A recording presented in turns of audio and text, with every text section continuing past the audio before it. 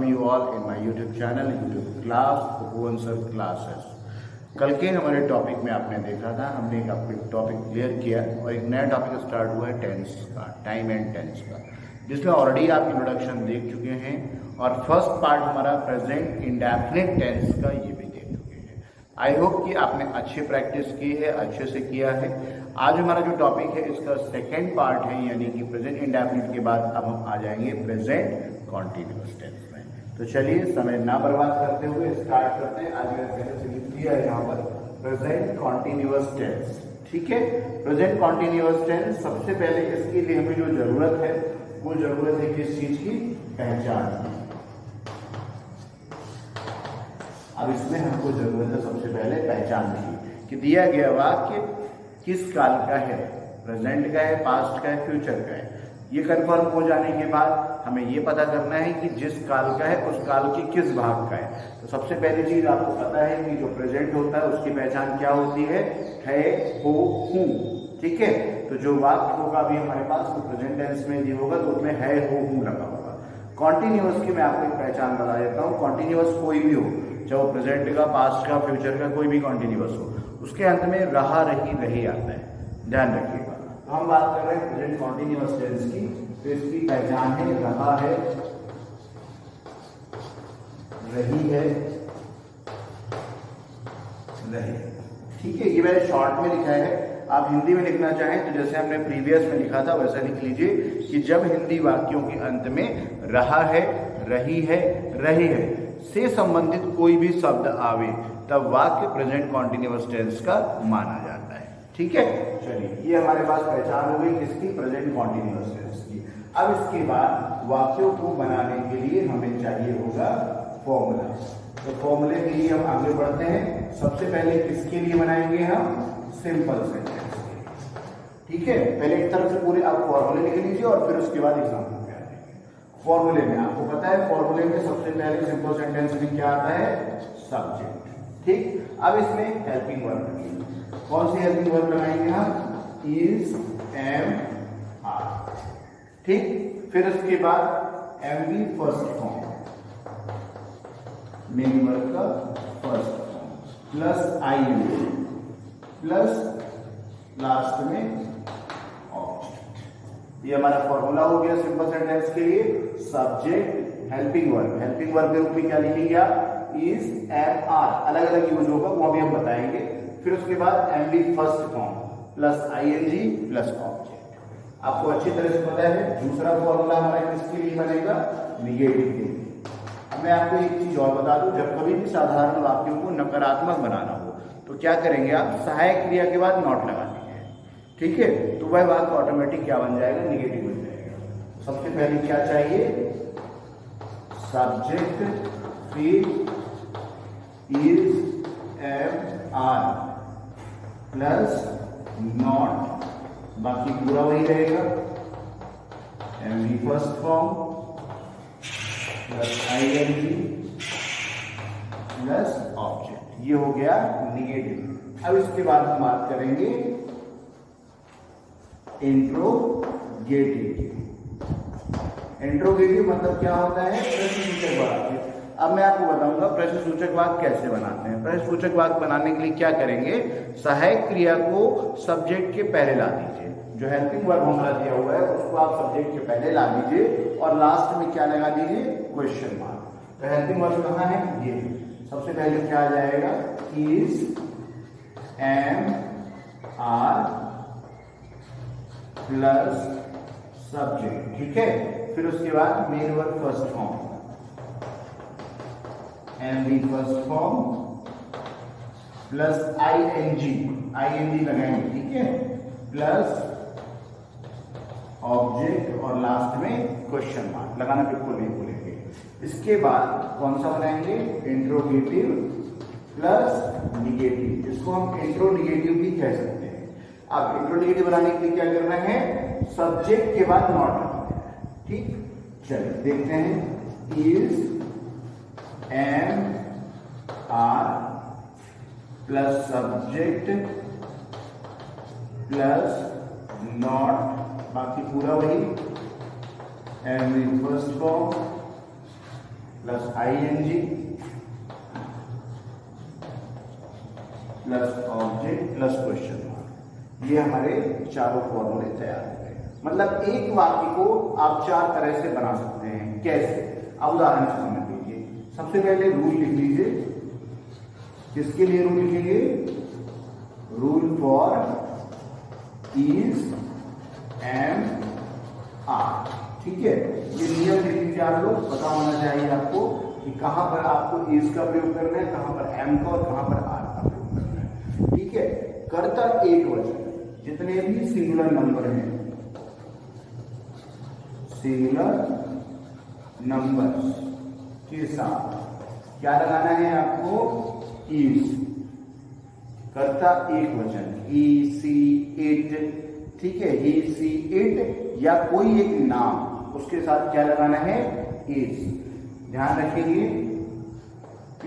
Plural EXCEPT accept I.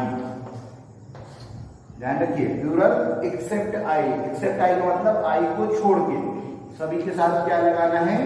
Are. और आई के साथ, किसके साथ? आई के साथ एम का प्रयोग करना है। ये हो गया रूल आपका किसके लिए? इज एंड आर के लिए। ठीक, आप चाहे तो इसको विधिवत भी लिख सकते हैं कि दिए गए वाक्य में जब कभी भी कर्ता एक वचन में होता है तो उसके साथ इज का प्रयोग, बहुवचन के साथ आर का प्रयोग और आई के साथ, सिर्फ आई के साथ एम का प्रयोग। क्लियर है? चलिए, इसको आप नोट कर लीजिएगा। अब इसके बाद मैं बात करता हूं एग्जाम्पल्स की, और यहां एग्जाम्पल के बाद आपका ये फॉर्म कंप्लीट हो जाएगा। लिखा हुआ है फॉर एग्जाम्पल, वह एक पुस्तक पढ़ रहा है। मान लीजिए ये वाक्य हमको दिया गया है। अब ये कहा गया है कि इस वाक्य को क्या करना है? ट्रांसलेट इनटू इंग्लिश, इंग्लिश में ट्रांसलेट करना है। और देखिए, वास्तविकता में यह आपकी बोलचाल की भाषा के वाक्य है। हम आपके लिए अभी बहुत कठिन कठिन वाक्य ले आए, ये सही नहीं है। मेरे हिसाब से सीखने का सबसे सही तरीका होता है जितना आसान हो सकता है। कई बार ऐसा होता है कि बहुत सारी छोटी छोटी बातों को हम लोग क्या करते हैं? इग्नोर करते हैं। Please don't ignore, don't escape.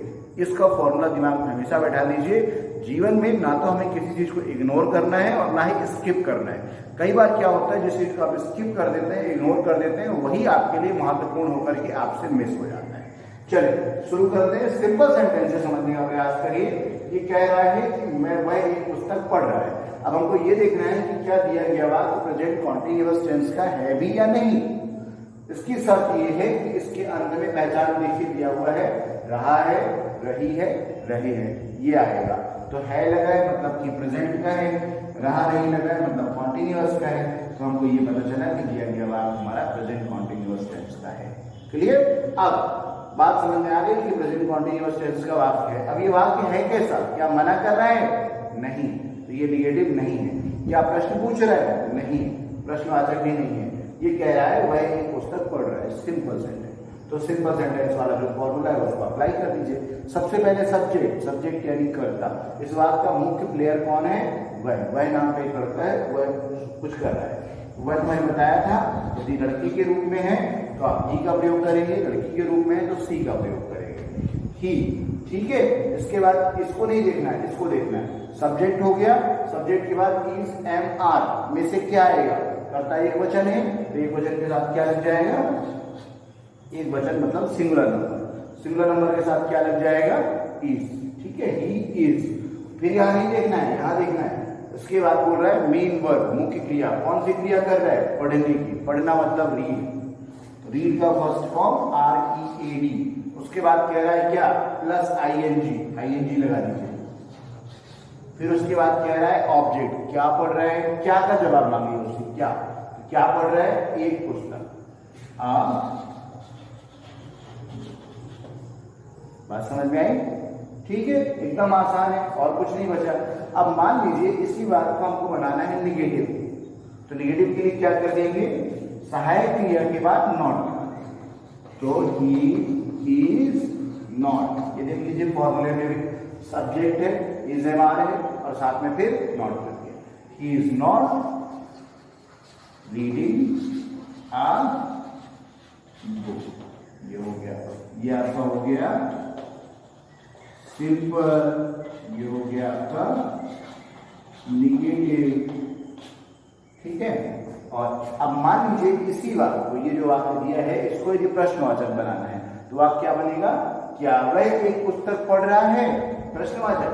प्रश्नवाचक वाक्य में सबसे पहले क्या आएगा? सहायक क्रिया। क्या हो जाएगा? Is he reading a book?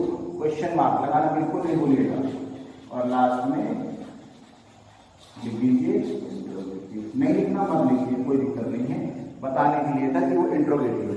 मान लीजिए इसी को बनाना है इंट्रोनेगेटिव, तो इंट्रोनेगेटिव में क्या करेंगे? Is he not. इसको नहीं फॉलो करना है, आपको फॉर्मूले को फॉलो करना है। यदि आप फॉर्मूले को फॉलो करोगे, मैं चैलेंज करता हूं कभी भी आपका वाक्य गलत नहीं होगा। ठीक है, आप लोग बराबर प्रैक्टिस करिए। जितना ज्यादा आप प्रैक्टिस करेंगे उतना आपके लिए फलदायी होगा, उतना आपके लिए अच्छा होगा, क्योंकि अच्छी तरह से पता है आपको practice makes the man perfect. ठीक है, ये इतना आसान नहीं है जितना आसान अभी लग रहा है। कई बार होता क्या है, जब हमारे टीचर पढ़ाते हैं तो हमको लगता है बहुत आसान है यार, मजा आ गया, मेरे साथ बन गया। बट इंपॉर्टेंट ये है कि आप इसका अपने डेली यूज में कितना उपयोग कर रहे हैं। अब जैसे मान लीजिए एक छोटा सा वाक्य बोलूं मैं आपसे, किसी ने आपसे पूछा आप कहाँ जा रहे हो? आप कहाँ जा रहे हो? आपने जवाब दिया मैं स्कूल जा रहा हूँ, मैं बाजार जा रहा हूँ। तो मैं जा रहा हूँ, बाजार जा रहा हूँ, प्रेजेंट कॉन्टिन्यूअस टेंस। ठीक है, तो आप इसको ट्रांसलेट करने का प्रयास करिए। I am going to market, I am going to bazaar, I am going to school. Are you understanding? बिल्कुल सिंपल सी बात कर रहा हूँ। जैसे मैंने अभी एक सेंटेंस कहा आपसे, आर यू अंडरस्टैंडिंग? इसका मतलब क्या हुआ? क्या आप समझ रहे हैं? प्रश्नवाचक वाक्य, तो are you understanding? Clear? Practice करिए, practice makes the man perfect. बहुत सारे हमारे ऐसे व्यूअर्स हैं जिनको नेचुरल सी बात है, डेफिनेट की बात है कि इंग्लिश बहुत अच्छी आती होगी, बट कहीं ना कहीं उनके मन में एक झिझक है, एक हेजिटेशन है कि यार मैं क्या बोल रहा हूँ, मैं सही बोल रहा हूँ, गलत बोल रहा हूँ। It's not matter.